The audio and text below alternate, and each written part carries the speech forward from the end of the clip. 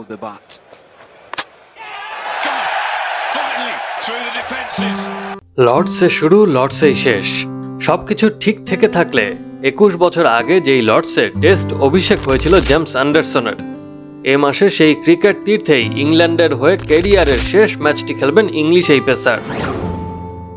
10 জুলাই শুরু হতে যাচ্ছে ইংল্যান্ড ওয়েস্ট ইন্ডিজের প্রথম টেস্ট, আর সেটি হতে যাচ্ছে চিরসবুজ অ্যান্ডারসনের বিদায়ী টেস্ট।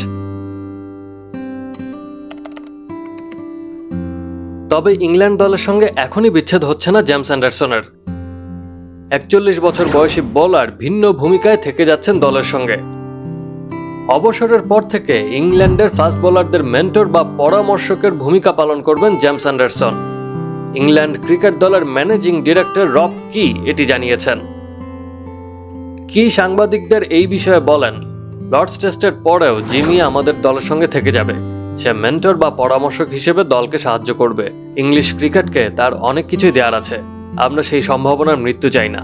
টেস্ট ক্রিকেটের প্রথম পেসার ও সব মিলিয়ে তৃতীয় বোলার হিসেবে 700 উইকেটের মাইলফলক ছুঁয়েছেন অ্যান্ডারসন। কি আরও জানিয়েছেন, 187 টেস্ট খেলা অ্যান্ডারসন রাজি হয়েছেন কাজ করতে। আমরা যখন তাকে এই ব্যাপারে জিজ্ঞেস করি, সে খুব আগ্রহ দেখিয়েছে। ভবিষ্যতে করার মতো অনেক কিছুই আছে তার জন্য। সে যদি খেলাটার সঙ্গে থেকে যায় তবে ইংলিশ ক্রিকেট নিজেদের ভাগ্যবান ভাবতেই পারে। জেমস অ্যান্ডারসন এখন কাউন্টি চ্যাম্পিয়নশিপে ল্যাঙ্কাশায়ারের হয়ে খেলছেন।